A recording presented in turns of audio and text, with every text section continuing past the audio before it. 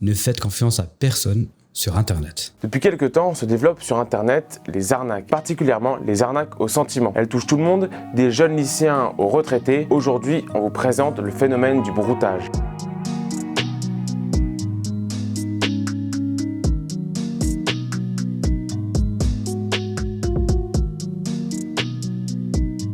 Elles ont parfois des conséquences tragiques pour les victimes. Pour cette vidéo, on a contacté Sandoz, expert des arnaques en ligne. Leur spécialité, les arnaques sur le net.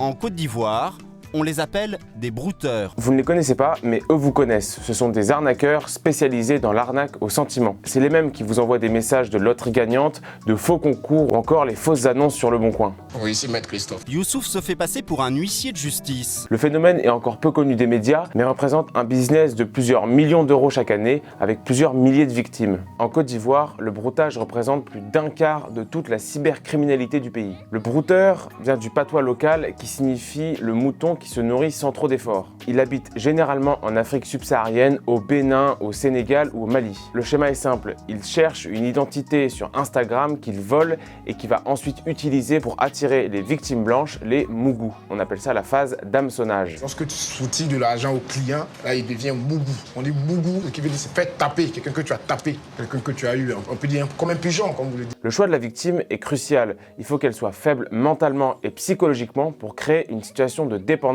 avec le brouteur. Elle sera ensuite redevable du brouteur. Le brouteur lui fait croire à l'amour fou, il va créer une situation de dépendance affective avec la victime. Il nous mime la conversation qu'il aurait eue avec elle, alors qu'elle hésitait à lui envoyer de l'argent. Je dis mon amour, reste tranquille. Non, je peux rester tranquille. Là, j'ai déjà dépensé une énorme somme. Tu sais, l'argent que je t'ai emmené là, c'est l'argent de ma mère. Je n'ai plus rien, mon amour. Pardon, fais un effort. Je t'en supplie. D'abord, ce sont des petites sommes, pas très importantes. Bientôt, ça va se compter en dizaines de milliers d'euros quand c'est pas du chantage ou du harcèlement pur et simple en ligne. Le brouteur va donner rendez-vous à la victime sur des sites érotiques. Il va filmer à son insu la victime dans des positions délicates et va ensuite menacer la victime de publier les vidéos sur les réseaux sociaux ou encore de l'envoyer à ses proches si la victime n'envoie pas d'importantes sommes d'argent. Ce jour-là, dans leur ligne de mire, une femme qui vit en Bretagne. Elle est aussi Christian. Et oui, mon amour, là, je suis en connexion. Tu peux te connecter? Tu es à la maison? Oui, mais là, tu peux te connecter maintenant. Ok, bisous. Ciao. En fait, l'arnaqueur utilise des biais cognitifs, ils font de l'ingénierie sociale. C'est une véritable manipulation de l'autre via des procédés affectifs de dépendance. L'histoire de Yannick Paré est l'archétype de la victime. Son histoire débute en 2015 où il pense parler à Sandra Roy, une charmante jeune femme avec qui débute ce qu'il pense être une histoire d'amour. Petit à petit, il en vient à se filmer dans des situations compromettantes. Son interlocuteur lui révèle être un homme et bientôt le menace de divulguer la totalité des vidéos sur YouTube. Les arnaqueurs lui demandent 3500 €. Le jeune ne peut donner que 2000 €, c'est pas assez, il se suicide en février 2015. Les arnaqueurs sont deux Africains, Zoé Teba Alain et Aïda Issouf, qui résident en Côte d'Ivoire. Le brouteur n'hésite pas à se montrer particulièrement virulent, menaçant, voire carrément raciste avec ceux qui les démasquent. Bon, putain de merde de bordel, fais ce que tu veux. Vous êtes des blancs, vous avez colonisé pendant combien d'années? Bah, dis quoi, ta mère, imbécile, chien. Fais ce que tu veux, si tu veux m'arrêter. De toute façon, je n'ai pas peur. De toute façon, vous nous avez toujours arrêté, vous avez toujours fait de nouveaux esclaves. Viens, si tu as des couilles, viens. Tu vois, je te donne un rendez-vous, tu viens, on t'attaque, imbécile. Ok, si tu as les couilles, tu me retournes, tu viens, on parle d'homme à homme. Laisse la justice en dehors des statistiens. On va toujours vous arnaquer jusqu'à ce que ça vous fait mal. Mais si vous m'avez arrêté, mes amis seront là pour vous arnaquer. Ta mère vient de masturber devant l'écran. Devant l'écran, je vais te faire masturber aussi devant l'écran.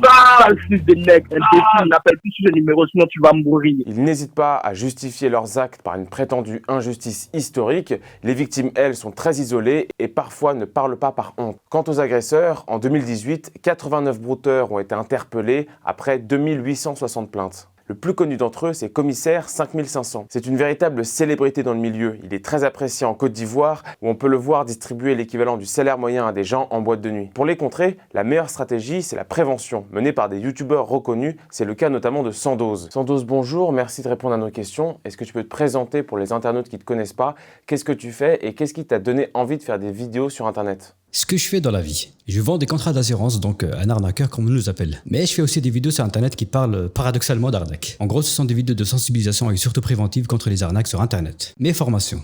À la base, j'étais dans la finance, j'avais fait analyse financière. Ensuite, je me suis redirigé vers la comptabilité avant de me retrouver dans les assurances. Sur YouTube, je suis depuis 2017. À la base, j'étais sur une web radio à l'époque avec des potes, on faisait des canulars téléphoniques, etc. Mais attention, quand je dis des canulars, c'était vraiment à l'ancienne. Un peu inspiré de Raphaël Misrahi, Jean-Yves Lafesse, etc. Il y a un jour, un pote, Ryan, celui qui gère en partie ma chaîne YouTube, il m'a dit pourquoi pas mettre ces canulars sur YouTube, ça pourrait être drôle. Au départ, j'approuvais pas trop l'idée de me montrer ou de m'afficher sur internet, mais il avait tellement insisté, il avait même créé une chaîne YouTube, car oui, c'est cette même personne qui a créé la chaîne Sandoz que vous connaissez aujourd'hui. Et j'avais donc fini par accepter ma seule condition, les lunettes. Est-ce que tu peux nous expliquer comment fonctionne une arnaque en ligne classique? Une arnaque classique, ça reste assez classique et basique, dans le sens où l'arnaqueur joue sur la confiance et l'affectif. 95% des arnaques, c'est pour des infos personnelles, et 100% des cas pour vous soutirer de l'argent.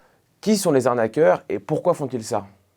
Ceux que j'ai déjà traités sur ma chaîne en grande partie, ce sont ce qu'on appelle les brouteurs. Et ils viennent généralement du continent africain. Et pourquoi ils font ça, c'est pareil. C'est toujours le même sujet qui revient, c'est tout simplement l'argent. Est-ce que tu as déjà été en contact direct avec un des arnaqueurs? À plusieurs reprises, je suis déjà rentré en contact avec des arnaqueurs. Et parfois, c'était même tendu. Certains m'ont même reconnu et ils me reconnaissent de plus en plus. D'après leur dire, ils sont même abonnés. Selon toi, comment on peut se défendre ou se prémunir des arnaques en ligne? La seule manière de se prémunir aujourd'hui, c'est de faire attention à ses données personnelles. Comme je l'ai déjà dit, c'est la source de tous les problèmes. Aujourd'hui, si on reçoit des appels d'une soi-disant mutuelle qui nous propose des contrats à parfois 3 fois moins cher de celles qu'on a, ou encore des faux services administratifs, c'est parce qu'à un moment donné, on a laissé une trace avec toutes nos informations personnelles. Quels sont les retours que tu as sur les vidéos que tu fais? Est-ce que tu as déjà été insulté par des brouteurs que tu avais démasqués? Souvent de très bons retours. Très bons retours. Et beaucoup de messages de la part des abonnés qui ont évité des arnaques de justesse grâce à mes vidéos. J'en survole parfois, mais j'y prête vraiment pas attention. Car il est évident qu'on peut pas plaire à tout le monde et surtout aux brouteurs. Mais le plus important pour moi, c'est que le message de prévention passe. Est-ce que tu as un message pour les abonnés de VA+? Internet est la meilleure source d'information, mais un peu comme tout. Ça a ses avantages, mais aussi ses inconvénients. Comme je l'ai dit tout à l'heure, la source principale des arnaques sur Internet, c'est tout simplement nous. C'est nous et nos données personnelles. C'est la personne qui se trouve entre le siège et l'écran. Et il réflexe de donner jamais vos informations personnelles. Je parle surtout des gens que vous connaissez pas, les emails que vous recevez, etc. Et très important, vérifier la fiabilité des sites internet sur lesquels vous naviguez. Si j'aurais une chose à vous dire, c'est... ne faites confiance à personne sur Internet. Merci à tous d'avoir suivi cette vidéo. N'hésitez pas à liker, à partager et à commenter. Faites attention à vous et aux informations que vous donnez en ligne. Et moi, je vous dis à la prochaine.